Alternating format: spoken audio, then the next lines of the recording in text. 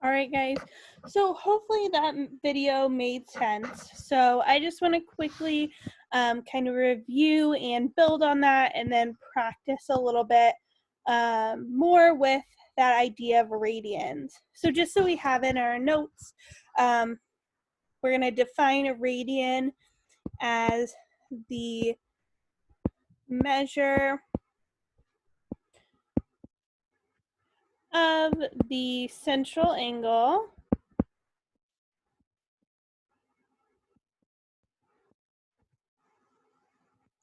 when the arc length is equal to the radius. And just so we have kind of that idea in our notes, I'm going to cross out this top part. So if I had an angle created from the center of my circle, I'm looking for 1 radian is going to be the angle measure here when my radius is equal to my arc length. So then I would call this right here 1 radian. Okay, so when I'm thinking about how many degrees is in 1 radian, 2 radians, 3 radians, pi radians, really what I'm thinking about is in the video we talked about how 1 full circle is 2 pi radians. So if I were to think about this as a full circle, this would be 2 pi radians, but we also know that it's 360 degrees. So if I were to look at where I have 180 degrees, I would then have pi radians. So really what I'm thinking about is if I have 2 pi radians equals 360 degrees,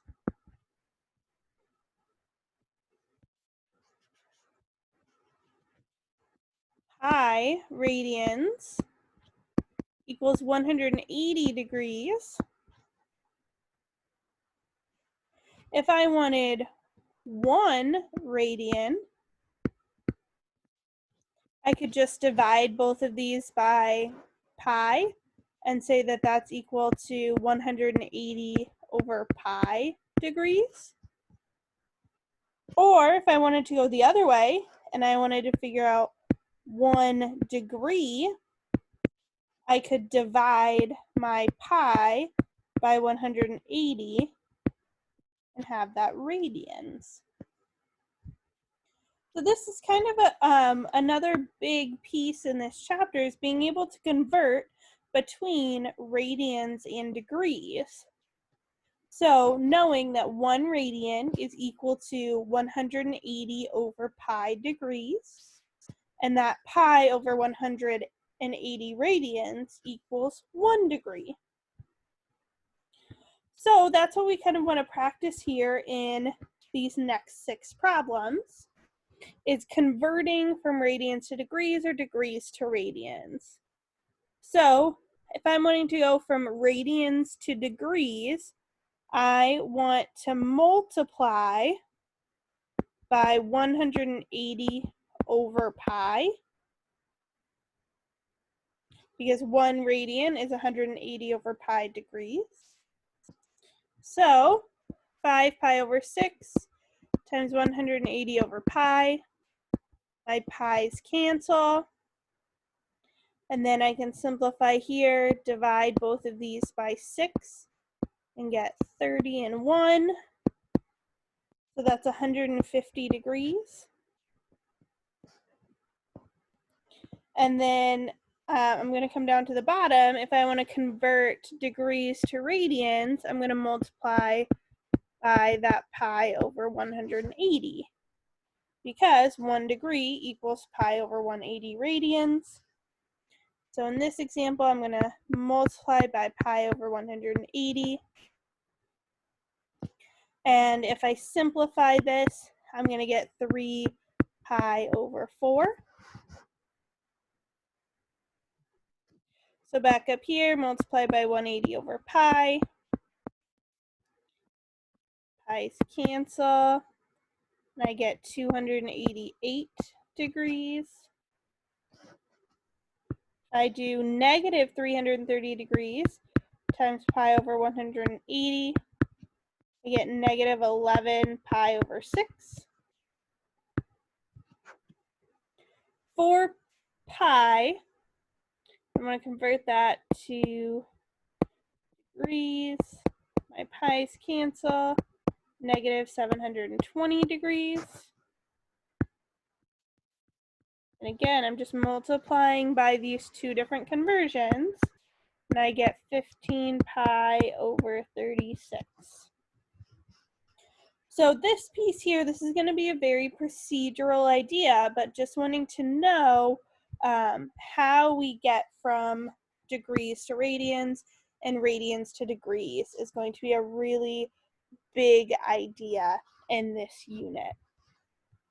All right, so what I want to do is I want to go through and I want to do just a couple more problems with you guys, some word problems, and then for your warm-up tomorrow, we're going to add radians to your unit circle and kind of keep going with some of these ideas. All right, so determine the value of the following. The tangent of pi over 3. So, I'm sorry, the tangent of 5 pi over 3. So really what we do want to do is we want to think about this in terms of our unit circle. So actually, let's go ahead and I'm going to have you guys go back to your unit circle. Try to do all of these conversions. So pause your video, do these conversions, and then we are going to check those now instead of as your warm-up for tomorrow. All right, guys, so we filled in those radian degree measures. And one thing that I do want to kind of point out is if you guys are looking at those angle measures that have the same reference angle, when we're looking in radians, they do also have the same denominator. So that it is just something to keep in mind as we're kind of doing these conversions and we're looking at the unit circle that's just getting more and more added to it. Noticing something like 30 degrees is pi over 6 and 150 degrees is 5 pi over 6. Those do share a common denominator. So that is something just to kind of keep in mind and help you kind of double check yourself when looking at these. Okay, so now let's go ahead and go down to these practice problems here. So if I'm looking at the tangent of 5 pi over 3, I want to remember that when we talked about our unit circle, that we have cosine comma sine in our x and our y values, and that the tangent is the same as our sine over our cosine because we're thinking opposite over adjacent with our right triangles. So the tangent of 5 pi over 3, we have our sine value of root 3 over 2 over our cosine value of 1/2. This is going to simplify. We want to multiply by the reciprocal when we divide two fractions. So this reduces to negative root 3. The cosine of 7 pi over 4, we're just looking at that x value. So root 2 over 2. And then the cotangent of 5 pi over 6 minus the tangent of 7 pi over 6. So when I'm thinking about the cotangent now, my cotangent, not my cosine, my cotangent is 1 over my tangent. And my tangent is sine over cosine. So my cotangent is just going to be that reciprocal. We're going to look at the cosine over the sine value. So if I'm looking at 5 pi over 6, my cosine is negative root 3 over 2. My sine is 1/2. So again, I get that negative root 3. My tangent of 7 pi over 6 is going to be negative 1/2 divided by root 3 over 2, which I'm going to multiply by the reciprocal, which is negative root, I'm sorry, not negative, oh, this should be a negative root 3 over 2. So then this is just going to be a root 3 over 3. So what I'm really doing is I'm doing negative root 3 minus root 3 over 3. So I get negative 4 root 3 over 3. All right, number 10, use a reference angle to find the exact value of sine, cosine, and tangent of 11 pi over 6. So looking back at my unit circle, 11 pi over 6 is going to be down here. And I use a 30-degree reference angle to create my triangle. So that means 11 pi over 6 is the same as 330 degrees when I looked back at my unit circle. So I know I have negative 1/2. I know I have root 3 over 2, and I know I have 1. So the sine of 11 pi over 6, cosine of 11 pi over 6, and tangent of 11 pi over 6. So the sine is my y value, cosine is my x value, and the tangent, I'm going to do my sine over my cosine. I'm going to multiply by the reciprocal of my denominator. And so I'm going to end up with negative root 3 over 3 when I simplify. All right, 3 more things for today. So a standard circus ring is 42 feet in diameter. A clown on a bicycle rides once around the circumference of the ring in 10 seconds to the nearest tenth of a foot. How far does a clown travel in 1 second? So I'm going to draw a circle, and I know that my diameter is 42 feet.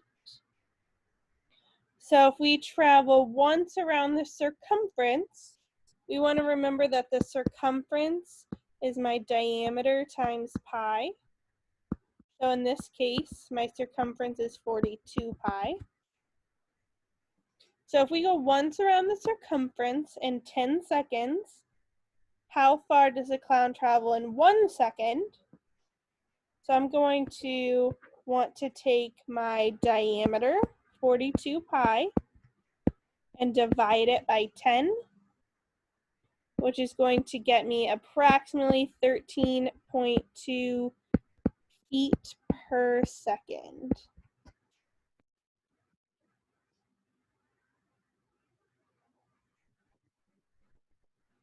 All right, so Venus is approximately 108 million kilometers from the sun and takes 225 days to complete an orbit. Based on this information, how far does Venus travel in its nearly circular orbit around the sun in 1 day? Okay, so we have our circle, our orbit with the center. This is my sun. Oh, look, yay, it's a sun. That looks more like a spider than it does a sun, but it's okay. So this is my sun here in the middle. And I'm going to have Venus just be somewhere out on my circle. So this is my sun.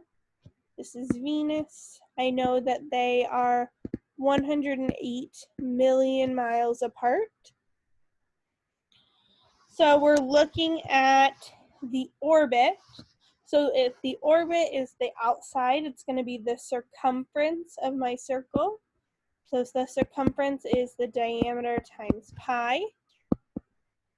While my diameter is going to be 2 times 108 million times pi, which when I type that into my calculator, I'm going to get approximately 678,584,013 kilometers.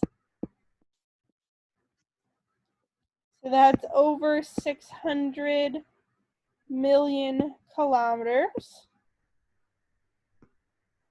So then, how far does Venus travel in 1 day? So I'm saying it takes 225 days to complete an orbit. So what I want to do is I want to take this circumference, so this 678,584,013, divide it by the number of days it usually takes. And that's going to get me approximately 3 million kilometers in 1 day. All right, so very last one for today, and then I will give you guys some stuff to practice. So the tire of a car makes 653 complete rotations in 1 minute. The diameter of the tire is 0.65 meters. To the nearest meter, how far does the car travel in 1 second? So if this is my tire, that's not a circle. Okay, let's see. If this is my tire, I have a diameter of 0.65 meters. How far does the car travel in 1 second? So first thing that I want to do is I want to figure out how far is it around my tire. So like 1 rotation, how far does that take me? So the circumference is my diameter times pi.